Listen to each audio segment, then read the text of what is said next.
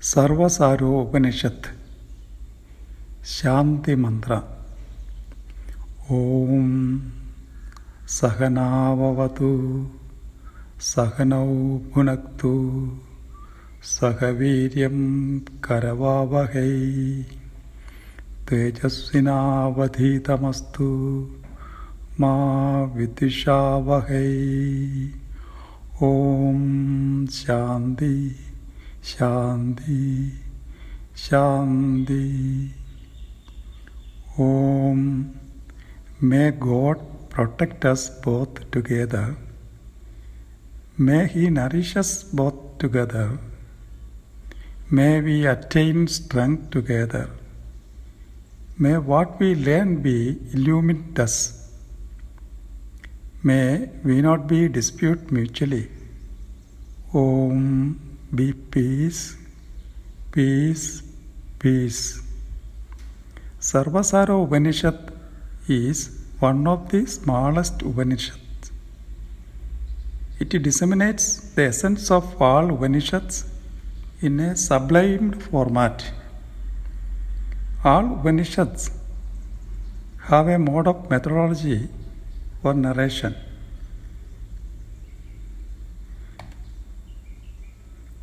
This was our traditional teaching and learning also. The Shishya, disciple, lives along with the master, assisting him in all ritual practices and daily routine without any hesitation.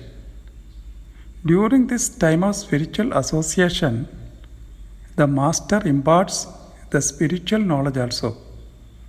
It is a master-student interaction. Here also, we can see that the disciple asks some questions to his master with utmost curiosity. Master gives answer to eradicate the doubts of the student. The question is very lengthy one, and answer is also same.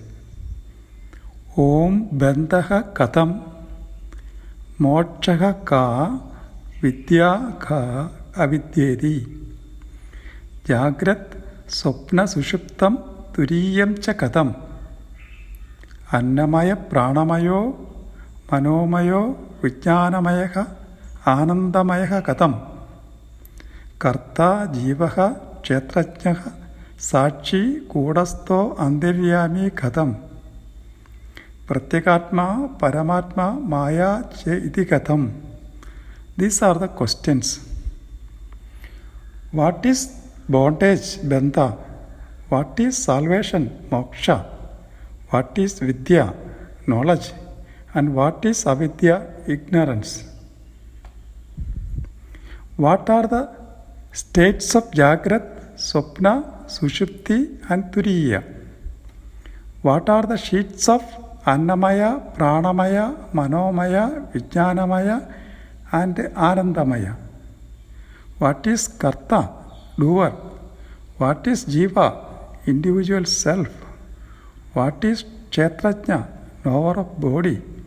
What is Sakshi, witness? What is Kudastha, body occupant? What is Andaryami, internal force? What is Pratyekatma, the inner self? And what is Paramatma, the supreme self? What is Maya, the unreal? These are the questions. Question contains 21 subjects related to spiritual enquiry. The master answers to all his doubts one by one, giving enough clarity in details. Thus starts the teaching. The first question was, what is bondage? The soul Atma itself is God. The body has the feeling that I am the authority of everything. It is a superimposed one. This creates ego. Ego naturally leads to bondage. This is the real bondage. When this ego body disappears, gradually it will lead to moksha. The reason for this ego is due to avidya, the ignorance only. The ego is related to individual self. The ignorance, avidya, disappears only through vidya, the knowledge. This is the first part of answer. What is bondage? This was the first question. Bondage is related to only to our body, not to the Atma. The bodily relations create ego and conflicts. I am so and so. I am the supreme authority. I have such and such positions in the society. There is no one other than me. I am a father. I am a mother, son, daughter, etc., etc. All are related things and relatives. Really, we can't find our relationship beyond a certain time and space. Everything is connected to our memory. If there is no memory, you can't recognize even your relatives. These are related to mere body consciousness. This ego is the real bondage. The real knowledge, it is not related to any material world. It is the knowledge of Brahman and Atma. It eradicates the ego of ignorance and leads to moksha. The next part is related to our bodily states and sheaths. The question was, what is Jagrat, Swapna, Sushupti and Turiya? The individual self is influenced by the sun and other gods. It enjoys gross objects through 5 sense organs, karma indriyas, 4 antakaranas, thus perceives sound and other gross objects. This state is wakeful, known as Jagrat. Dream is a state of Atma. Here, all 14 organs are in resting mode, negating all gross experiences. It is Swapna, dream state. In Sushupti, all 14 organs cease its activity and retire. It is Sushupti, a dreamless sleep. Here, the individual self can't enjoy sound or other gross objects. Turiya is a witnessing state of other 3 states. It is a state of Atman, devoid of all other states, in passive mood. Here consciousness alone remains. Then Rishi continues his explanation. What are 5 koshas? The subtle sheaths in human body. Annamaya kosha is made by food. When 14 variant vital energies are passing through Annamaya kosha, that state is known as Pranamaya kosha. Atman is merged with these 2 kavas and by means of mind and other sense organs. Then, with the help of sound and gross objects, the self performs. It is known as Manomaya kosha. The individual self, with the help of other 3 sheaths, undergoes 2 contemplations. It is known as Vijnanamaya kosha.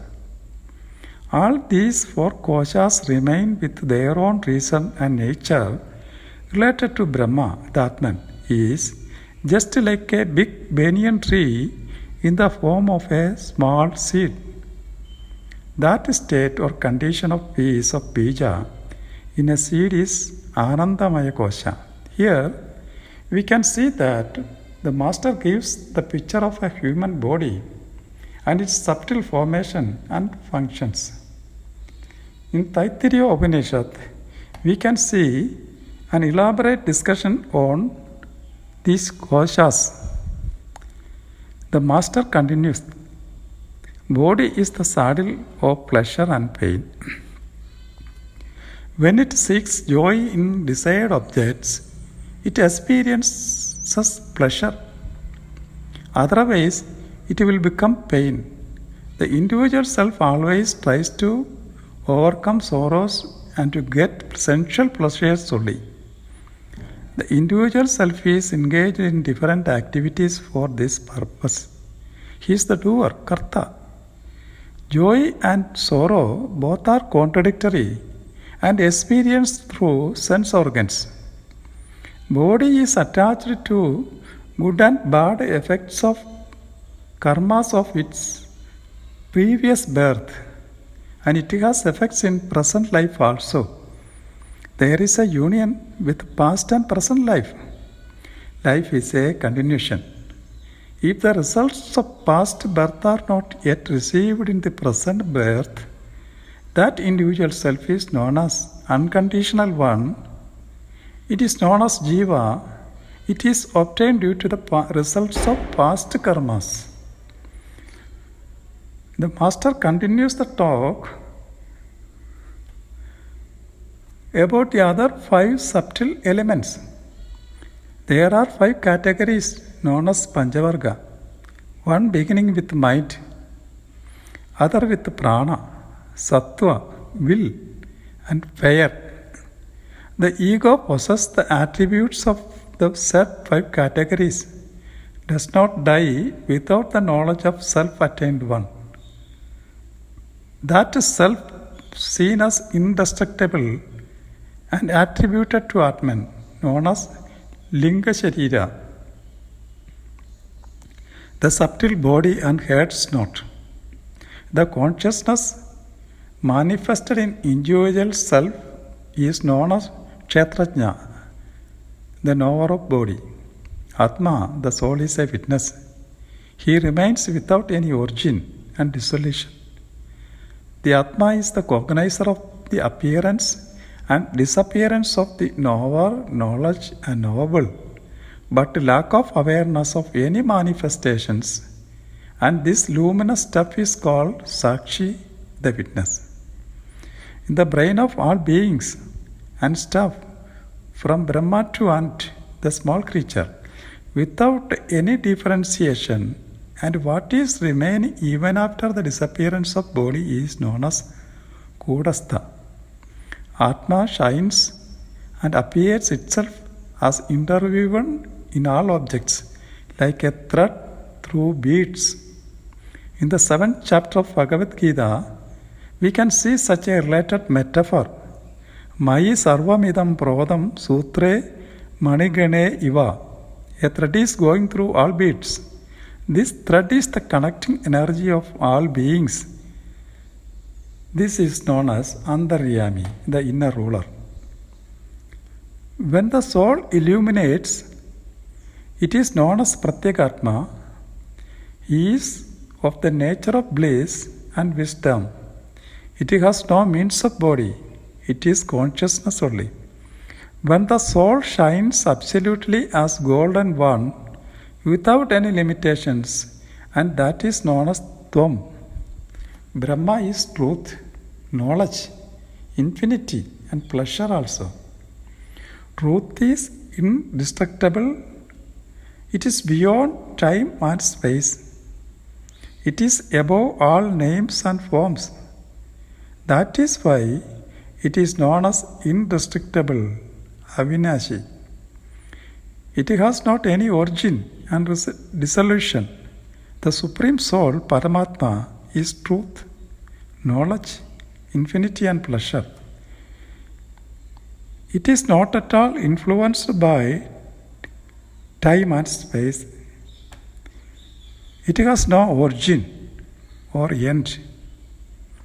I am not a born stuff. I have no body, sense organs, brain, and mind. I am pure always. Paramatma is conveyed as Tvam, that which is always bliss only, without any upadhis or mediums. What is not Atman is Maya. It appears in Brahman as clouds in the sky. Maya has no entity. It is Asat only, a transient one.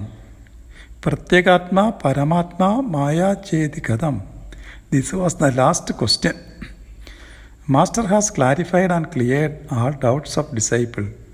After that, Master goes beyond the questions and imparts the real knowledge, which is the core essence behind the doubts.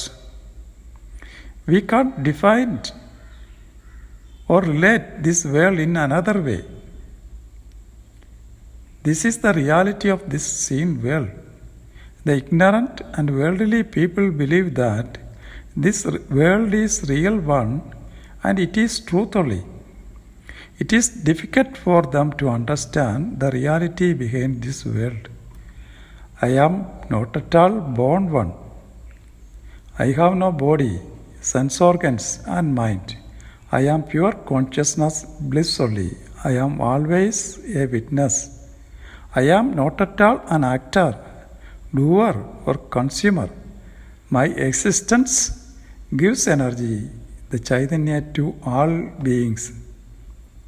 You may remember that the opening lines of Isha Upanishad, Ishavasyam vidam sarvam, yat kinchit jagatyam jagat.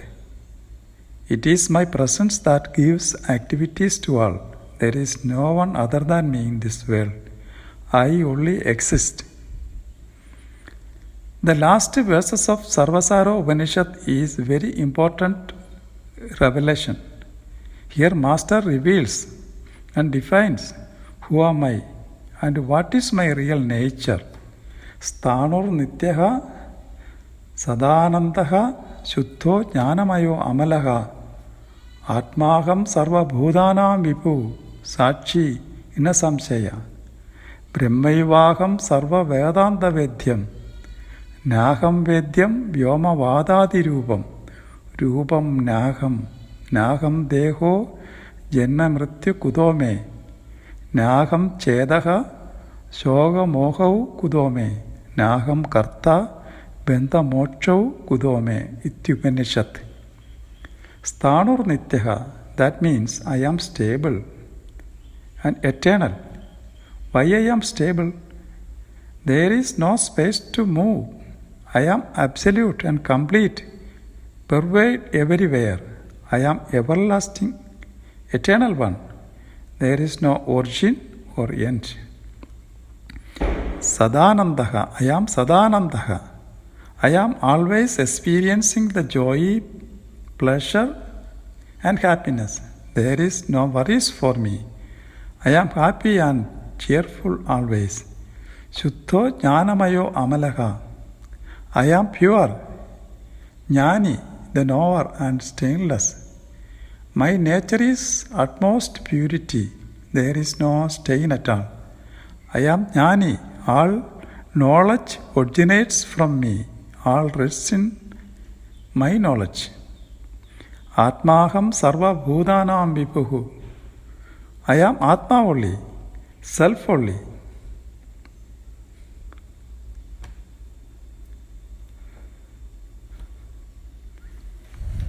I am not this body.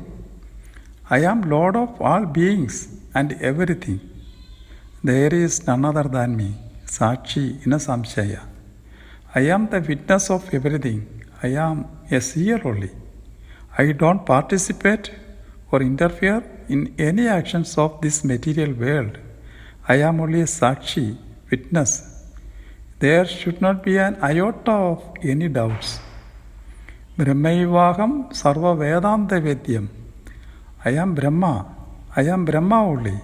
In other words, Aham Brahmasmi. It is known by all Vedantas, Upanishads. Naham vedyam vyoma vadadi rupam. I am not knowable as sky or air, etc. As I have no form, I have no name, no action, karma. Brahmaivaham Sachidananda Rupam. I am Brahma, the essence of consciousness bliss. Naham Deho Janma Mrityu Kudome. I am not a body, so I have no birth or death. Naham pranaha chut pipase kudome. I am not prana, life, so I have no thirst or hunger. Naham chedaha shoga mohau kudome. I have no minds, so I have no sorrow or desire at all.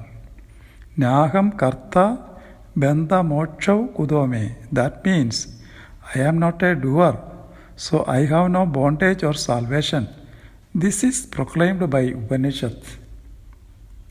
Here see, the Guru once again comes to the opening lines of the question. What is bondage and what is salvation? Here Master concludes his teaching saying that the karmas, actions, it will lead to bondage and it will be an obstacle to salvation, moksha. Om Tat Sat.